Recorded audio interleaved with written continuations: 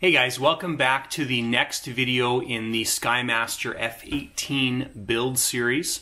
If this is your first time here, guys, or you haven't done so yet, you can support the channel by hitting that subscribe button down below. When you do hit the subscribe button, don't forget to hit the bell so you get notified when I release new videos. And additionally, to support the channel, give the video a thumbs up. It helps with the YouTube algorithm. In this video, we are going to dive into the main wings of the aircraft. Now, I have worked on the owner's previous plane, as I think I mentioned before, on the wings to get them set up properly. So we're going to be doing probably the exact same kind of system on these wings, and hopefully it works out well.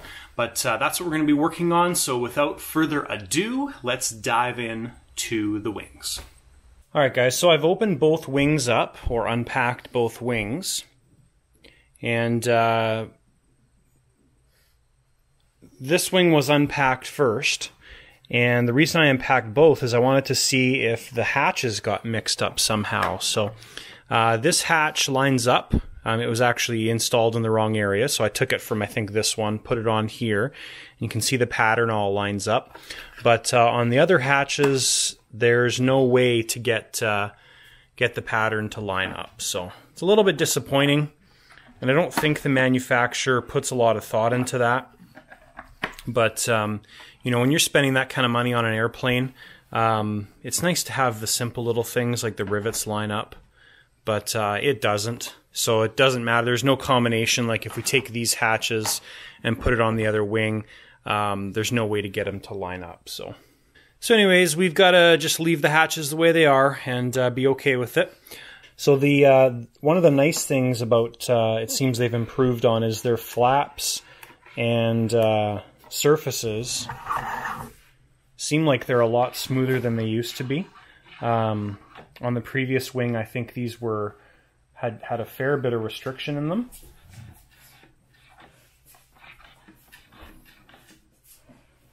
And then the covers themselves seem to be made of a thicker fiberglass. So I don't remember on the previous ones it having this really thick fiberglass on the covers. So good little touch. On this wing, the left wing, the flap is nice and smooth. The aileron's got a bit of stick to it on the upper end of the surface. You can see it there. Takes a fair bit of force. So I'll have to take a look at that one and make sure it moves smoothly. But that's step number one. The wings are unpacked, and we will check out the leading edge here. So it's just, as I've showed you guys previously, it's just on this big carbon lever here, so that should work just fine. I think on the previous one it actually moved on a slider, so I believe, I never actually took the leading edge apart on the previous wing, so I believe this is a better system. Could be the same one, I'm not 100% sure, so don't quote me on that, but seems like that will work out fine. Alright guys, the manual is pretty lackluster as far as the way you're supposed to do things. So this is the way they're suggesting to do the flap. And I'll throw some pictures in here previously of what the flap looked like.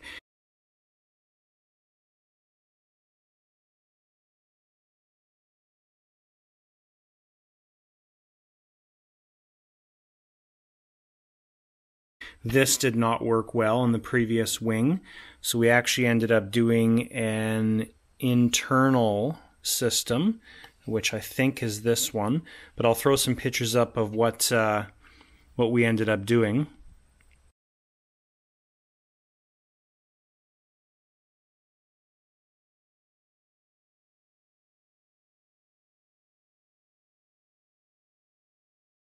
Now, one of the problems we have on this wing is the aileron.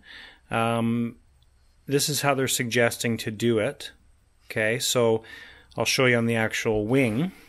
So basically it ends up being an external linkage system, which is what we did on the previous wing, on the previous F-18. Now the problem is that these covers are a lot narrower than on the previous wings. So essentially, once this bolt is cut, this would just fit over the actual hinge itself, and I think we would struggle to add anything else in there. But previously, with the wider fairing piece, we could install it tight against this hinge point, and it actually came out to like somewhere about here.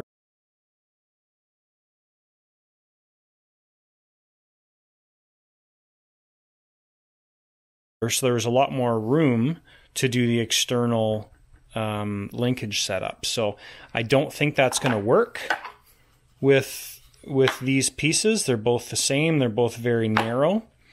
So I think that's going to be a problem, first of all.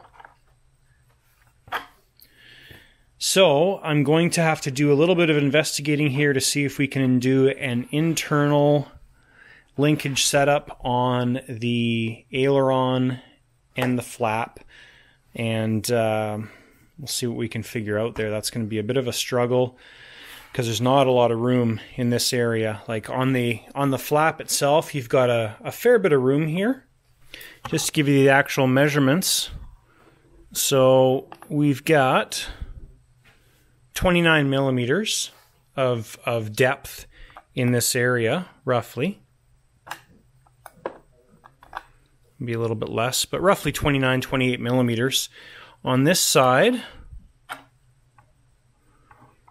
we've got 20 to 21. Now the actual thickness of a JR servo is 21.5 millimeters. So, you know, this servo, when it's actually in there, is going to be tight. It's probably going to be raised up a little bit, so it's going to be an extremely tight fit. And that means the only space we have for a linkage setup would be in this area here. Like, we can't come any deeper than the servo itself, so that poses quite a problem. Alright guys, well I was just doing a little bit more investigating here, and I think we might be able to make this work. Now we do have some extra buildup of material there that we could sand off, kind of getting us into maybe that type of spacing. And if we keep our linkage nice and tight here, then we'll be able to hopefully make that all work. It's going to be really, really tight, but I think it'll work. Servo-wise, with the mounting system that the servos have, they're probably going to sit right there. So that brings the arm nice and centered, which should work good. So we may be lucky and be able to make this work. We'll press forward with this and see what we can figure out. Okay guys, so this is the way we had it set up previously. So the servo spline was towards the front of the wing, and yeah, anyways, that's how it's going to work. So what we've got is the mounting pieces have been installed. Now there is a little bit of play when you put these mounting pieces on. Like when the screws are loose, you can move them up and down a little bit, but the way this setup's going to be is the servo horn actually goes towards the top skin, or right now the bottom of this opening. So what we want to do is we want to maximize that space, and we want to have that servo pushed up as far as possible. So essentially these brackets get pushed down so they're flush with the top surface of the servo, which in tune will go no higher than the opening of the skin there. So it'll all make sense once it's done, but basically you do have a little bit of movement there. We just want to make sure everything's paired up nicely and matches on both sides. So that's done. Now this opening is too narrow right now, so we can't actually get the servo installed there. So we do need to Dremel or sand these areas down a little bit. Probably going to sand a bit of a nice smooth edge on that back corner for the servo line. But I'll get that done and we'll see how that servo fits in there. Okay guys, servo has been fit.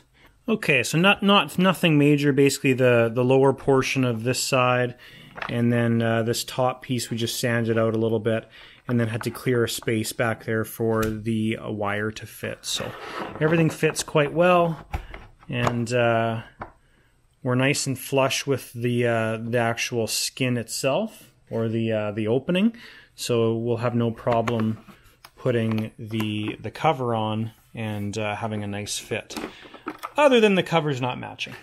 But so that's how we want it to be installed. Now what we need to look at is, and I'll put a picture in here of what I did previously. So what I'm going to do is I'm going to put some masking tape down here and get our lines and angles and everything marked, and that'll allow us to pull the flap off and be able to get the carbon piece inserted and glued into the flap itself. So I'll show you guys how that all works as it progresses, but that's the next step to get this the flap set up. Okay guys, I'm going to try and capture this as best as possible for you, but basically we want to work on right angles everywhere, right? So what I've done is I've put this piece of tape on here, just cut it off with my X-Acto knife, so this just gives us an area where we can actually mark onto. Okay, now we do have some play in the actual servo itself, so if we just jam this servo all the way that direction, put a square onto the hinge line between the flap and the wing. I'll show you this side. Okay, so we're putting a square onto that hinge line.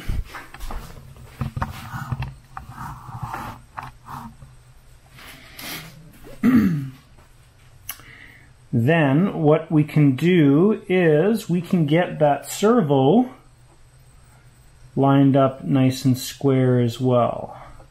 Okay, and I'm just using the actual arm itself, just one of the edges of the arm, which is nice and straight, obviously, and so that gives us a nice line for the servo itself. Okay, so now I know that that servo is nice and square, or at a right angle based on compared to the surface itself. So what I'm going to do is I'm going to mark that out so I know where it needs to go.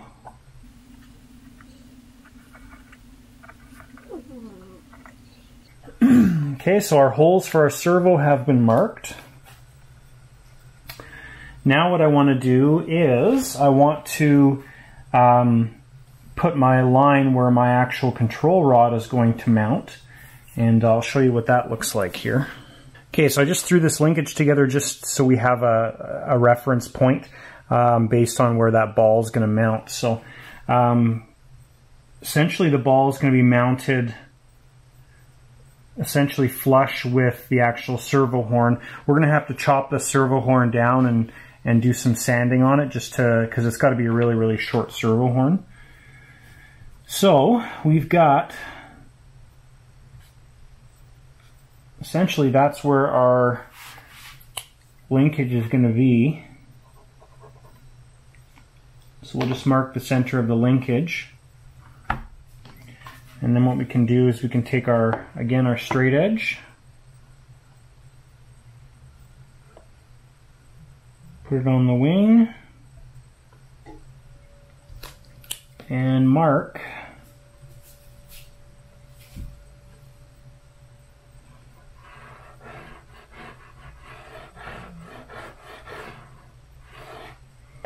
our line. So when I take this flap off now, I've got my reference point as to where this the carbon control surface needs to be mounted, and I do have my diagram from my previous wing at the angles and everything that I'll put up for you guys of how this gets mounted, because it's got angles and everything to it that I figured out before. But yeah, so what that does, guys, is just to recap here, that basically gives me my mounting point, so everything's nice and square, and we'll work with the servo mounting, the servo horn, all that kind of stuff. So and then what I'll do too is I'll get this mounted. I'll just put a piece of tape on there now that I've got everything written out, and I'm just going to mark this on the wing, because we have to put an opening on the wing surface there, just so the control rod can move in and out. So that is how I figure out the flap on the Skymaster F-18. So what I'm going to do is I'm going to pull this piece off now, and the flap surface itself, and we'll see how that looks once we get everything off. Okay, guys, so this is what it all looks like with the flap surface off itself. So we've got our skin piece there, which moves with the flap, and this is the rod that actually plugs in to the flap itself, right there. So as the flap moves down, the surface moves with it, or that skin moves with it. So you can see the importance of marking this location. So now we know we need to open up a hole right there. And regarding the flap here, so now we've got this location marked. So what we do is we just open up a channel in the flap surface itself. And the last wing I did when I opened this up, there was backing in here. So it was fairly easy to mount that carbon piece of the carbon control rod. So I'm hoping there's going to be backing in here, but I've got to look at my picture and see what kind of angle we've got to mount this to. So essentially this this went in, and I had the angle and distance and everything marked. But so we've got to figure that out first. But step number one is we'll cut a channel into that the surface, and we'll see what we're up against. All right, guys. So the pocket has been Dremeled open. So what I used for that is this Dremel bit right here. Works awesome because it's got the tip actually has the bit on it, so it's easy to get it inserted without drilling a pilot hole. Okay, so great little bit. It's also a little bit wider than the average control horn, so it works really, really well for this type of thing. Okay, so what I've gone ahead and done is I have roughened up the piece of carbon, the horn, and I've added a couple little notches on the edge there. Hopefully you guys can see that, just to add some more bite to the surface. Okay, pocket has been opened up. There is backer in there. It's balsa backer. So what I'm going to do there is I'm just going to put some thin CA just to stiffen up the balsa in this section, but it's all obviously incorporated with the skin and everything, and that's exactly how the previous one was done, and it worked out well. Okay, so we've got a lot of play and movement in the pocket here. Now I'll put my diagram up of the dimensions that I use for this, and what I find works really well. Basically, I've got 12 millimeters out from the skin for the hole. Okay, so I'm not worried about the position of this right now because we need to get high sol inserted in there first. Okay, so we've got our 12 millimeters out from the skin, and then we've got 9 millimeters up from the flat. So what I mean by that is 9 millimeters from the flat to the hole. Okay, so that's the dimensions I've got drawn out from the previous wing, and then if you use those dimensions on one wing, then you know the other one's going to match up perfectly. Okay, so the way that servo horn is mounted comes up like this, works really, really well with this whole setup, I found anyways, and mechanically works really well because this is pushing up. The pivot points are here, and it actually has a lot of mechanical advantage and mechanical force that's available. So on the previous flap that I did this on for the F-18, it worked absolutely awesome. And anyways, that's the dimensions for it. So what I'm going to do is I'm going to mix up some high sol, and then I'll get this mounted and show you guys kind of how things are going to progress. So like I mentioned, I'm going to just take some thin CA, put it in the pocket there. You can actually hear it doing its thing with the balsa. If you guys are familiar, you know that when you put thin CA on balsa, it makes that crackling noise. Okay, so that's been done. Pocket's been filled with CA. There's actually an excess in there. Alright guys, so the only glue I would really use for something like this is the Hysol 9462, maybe the West Systems 661 or 610, I can't remember what it's called. So stuff like this, super important glue joints. I don't really trust anything else, so we don't need a ton. Now that's one thing too, is with the Hysol dispenser, you can actually get those the nozzles. They're great if you're gluing a whole bunch of formers into a plane or something. But you know, if you're just doing small little things, just dispense it into a cup, or I like either a piece of plastic or a piece of packaging that has a little bit of the shiny finish, so it doesn't get absorbed. And that's the way to save some Hysol and not have to use dispensing nozzles all the time.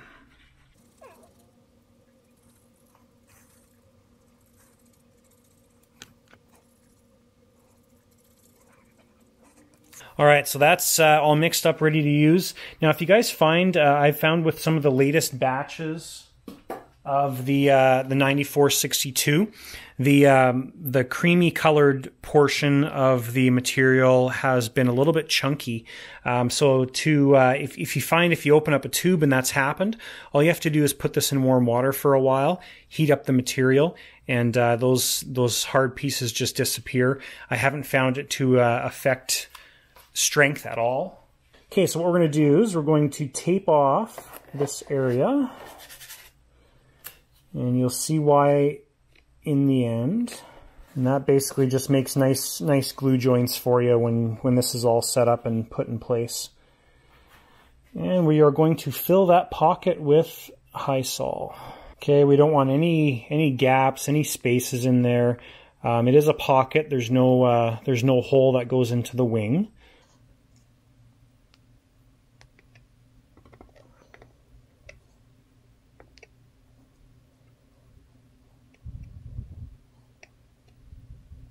Okay, so that's been filled. Now we're going to take our control horn and we are going to cover that in Hysol, and primarily worried about getting it inside those little holes, right? Because you want it to be all bonded together, and when it all cures, you want the Hysol to be solid in those holes everywhere as best as possible, especially on a surface like this. I mean, they're all important, but this flap is super important on an 18. Okay, so that's done. Control horn goes upwards like that. Okay, we're gonna just sink it in there, make sure we don't got any pockets of air. Not really worried about the prettiness of it right now because we need to get it set up and then pull the tape off and stuff. So, okay, so that, just going to give it a wiggle to make sure it's full.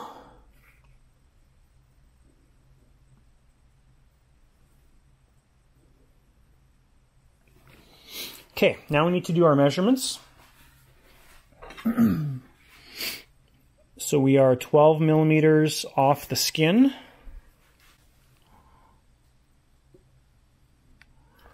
To the center, so it's got to come out a little bit.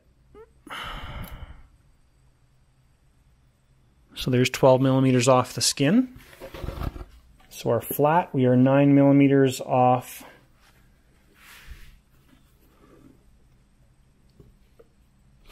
the flat. Now, one other little thing you could do is you could wait about 20 minutes to let this high sol thicken up a little bit. That's also an option as well too. It'll make setting this control horn easy. And the other thing we want to do is we want to make sure that it's in line with the actual line, right? So, which it's pretty darn close. So what I'm going to do is I'm going to clean this up just a little bit. And then we'll pull the tape off. And we'll make sure that it's in its final spot while it cures. Okay, so I'm just going to do a double check of the measurements here. So we're 12 off the skin, right? Which is perfect. And then we're 9 off the straight edge.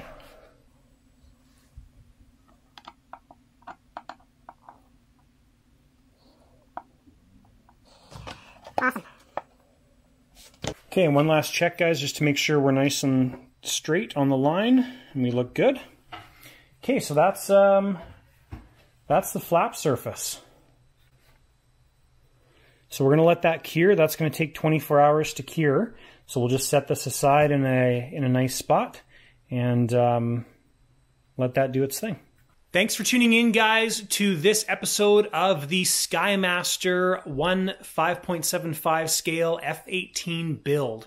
If you guys have not done so already, please support the channel by hitting that subscribe button down below. When you do hit that subscribe button, don't forget to hit the bell so you get notified when I release new videos. And I'll also give the video a thumbs up. That all helps with the YouTube algorithm. So if you guys do have any questions, don't forget to post them down below in the comments section, or you can shoot me an email as well. So thanks, guys, for tuning in to this episode of the build series for the Skymaster F-18. We will see you in the next one.